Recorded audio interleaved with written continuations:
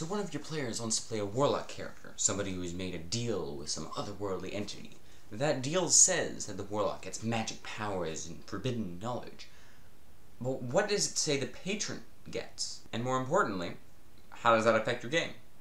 Welcome to Intelligence 14 Wisdom 2, the channel where we think together about Dungeons & Dragons.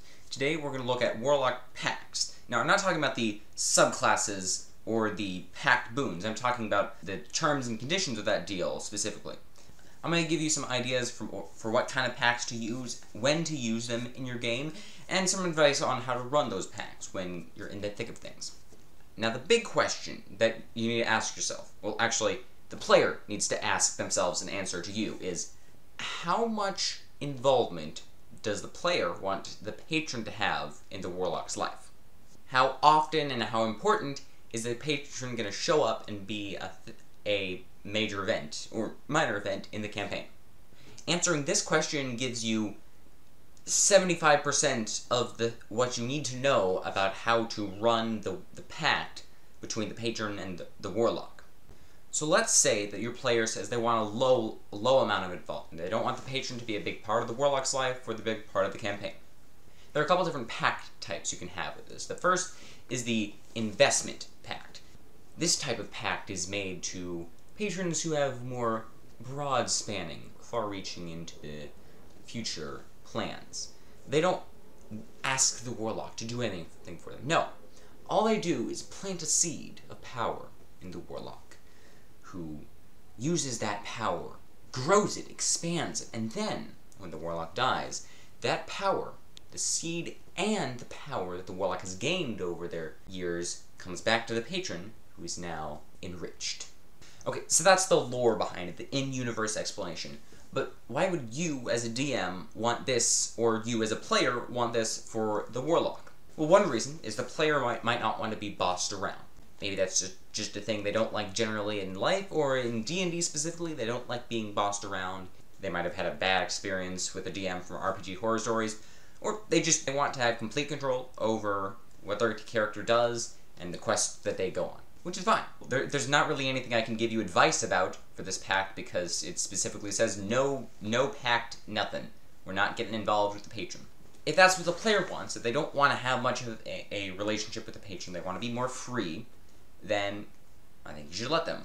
Just let them know that you're always open to, if they want to deepen the relationship with their patron. Another type of pact would be the One Big Quest pact. Sometime in the character's backstory, or at some later level, say like 4th, 5th, 7th level, the Warlock needs to do this one big quest for the patron, or has already done this one big quest for the patron.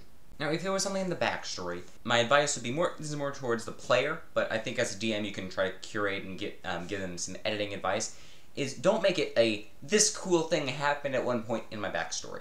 It's not just an event that happened, it's an event that happened and continues to affect the Warlock and the world.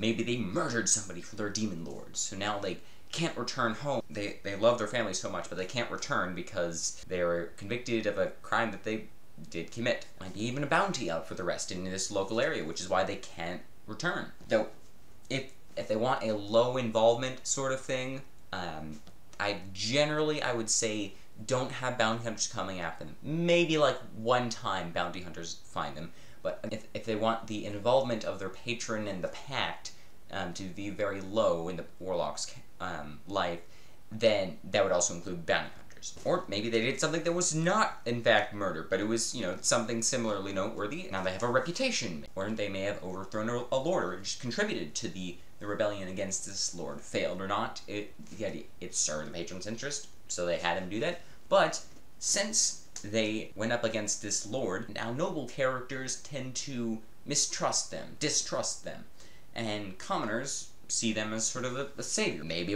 that's what their folk hero background is. Now say you're doing a quest at some later point, 5th or 7th level. My advice would be don't make it random, have it be related to the things that the players are doing. For instance, if there are these two factions, and the players haven't really interacted with them much, but you really want to get into this, politics, or just, like gang warfare or something, then have the quest be something that throws them in with one side. They go out and attack this one faction, or they do something which really helps this other faction.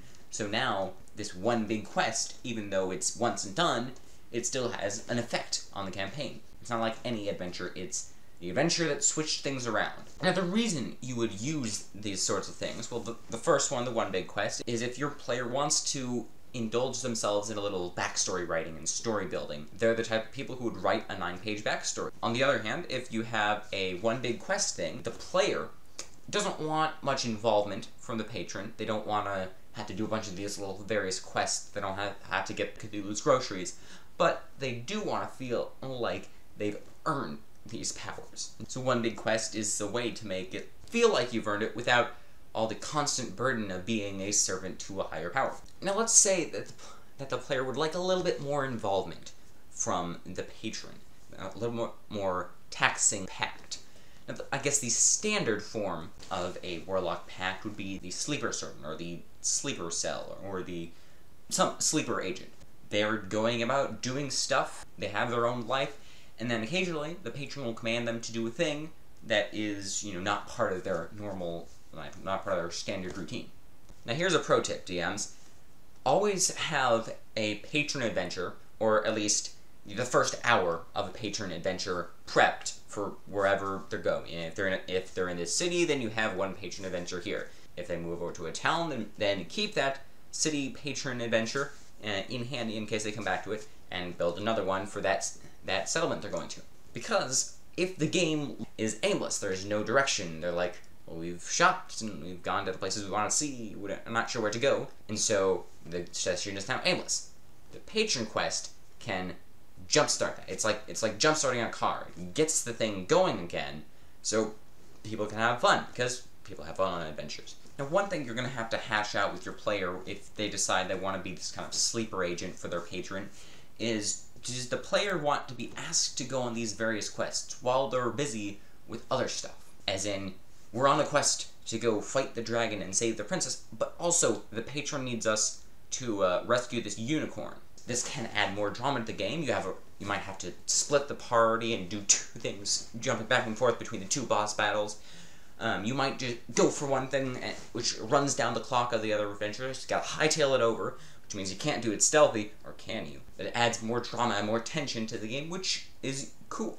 It also adds a bit of more quandary. Should I serve my master and go do this thing, or is this other thing more important? How much am I willing to give in order to serve my master? And for the DM, there's a more quandary as well. What does the master do about an unfaithful servant? So there's a lot of cool stuff you can do with the sleeper agent quests interrupting the main storyline. Right in the middle of the action, you got a split choice here. But that does mess up the PC's plans of what they were doing, and now they are forced to go do this other thing, which they're not particularly interested in. The party isn't particularly interested in. So it might be that your player doesn't want to have quests like this interrupt a current quest. You can give them patron quests at the end of adventures, between adventures, and that can be another adventure, but they don't want them to interrupt the current adventure. Now, as a side note, I want to mention a thing. You'll notice I've been giving the player a lot of creative oversight over what the patron does. You might feel as like stepping on your toes as the DM. I'm running the patron. I get to decide what happens. Why does the player get to say whether or not the patron can interrupt a quest with another quest? Here's the reason for why I'm telling you to obey the dictates of your player when it comes to what the patron can and can't do. The patron and the relationship with the Warlock, and also the legal pact that they have, is part of the Warlock's character, which is owned by the player. The player controls the Warlock. They're able to do whatever they want with that. Most of the backstory is up to them, only with creative oversight by you. I think the same thing should also be true for patrons. The player should have quite a bit of creative control over the patron as they do over their Warlock. Not as much, but a significant amount. They should be able to say, I think it would be cool if the patron were to interrupt a quest, give us more quandary and such. I see this as no different from a player saying, hey, I'd like more roleplay, I'd like more social interaction, or I want to go into more dungeons. If the player wants that, then that's something you should do. You should tailor the game to them. So, if you follow the advice in this video, the player is going to have a lot of control over what the patron can and can't do. They don't have control over what the patron does, but they can set the boundaries, and that, I think, helps the player feel control and be able to shape the Warlock story however they want. You thought me saying that players should be able to control what the patrons can and can't do is crazy? How about this type of pact? A stolen magic pact. The Warlock is stealing power. They are drawing devilish energy and turning it around to fight the devils, to take the fight back to hell with the very powers of hell. That's cool. This is more of a thing that the player would come up with and say, hey, I want to play this type of character, not just any type of Warlock, a stealer Warlock. If the Warlock uses their powers openly, or does it in front of people who are being controlled or are in contact with devils, then the patron will learn about it and send some of their minions to go kill that Warlock. Wouldn't recommend, however, taking away the powers the moment that it's revealed that they're stealing power from the patron, the moment the patron learns about this, because it's more dramatic to have somebody constantly hunting you than somebody just snap, okay, now your Warlock powers are gone. Also less fun. I'll talk about that in a later video. Sometimes it'll be between adventures while they're resting in a tavern, suddenly, demons! But it might also be in the middle of an adventure. Or in the middle of a dungeon, trying to find a place to rest, and bam! Fae! And of course, that Fae is being loud because they know it will alert the other people in the dungeon, so you gotta shut out the Fae. And also kill the Fae. Ooh, another idea. You can set up a recurring villain that's a Warlock of this patron. What happens is they study the party for a while. You know, add some little foreshadowing. Detect magic sees an arcane eye or something like that, and then one adventure, the minions are super prepared, specifically against the party, how to counter them. And it's revealed, you know, when the players are nearly defeated or captured entirely, the Warlock steps out of the shadows and reveals that it was them the entire time. Ha ha ha ha ha. That is fun because at a later point where they finally confront this guy, you have a Warlock duel, which is awesome. Not as awesome as Bard duels, but, you know, still awesome. Now, what if your players say they want the patron to be super in the details, micromanaging their Warlock? As in, nearly every adventure they take is going to be a quest from this patron. At that point, the patron is more like an adventurer's guild, or a faction that our entire party is a part of. Or, at least, the entire party is going to be affected by. If the player wants to be, you know, an active servant, every quest they're doing, everything they're doing is for the patron, I'd advise talking not just to the player, but to the group. Saying, hey, would y'all want to be, you know, servants of this big tentacle monster? Maybe the tentacle monster has a friend over here. We can be, serve this guy, or you can serve the ally of this guy, and you work together for stuff. So these are some of the ways, some of the types of pacts you can utilize in your games based on how much your player wants the patron to be involved. Now, there's more on this subject, all right? How does a patron work? The social relationship between the Warlock and the patron, not just the legal binding contract, but how does they treat their Warlock? That's something I'm going to cover in the next video. So if you're interested, then click here if it's here. If not, click the subscribe button. And it'll come out in about a week. Stay tuned.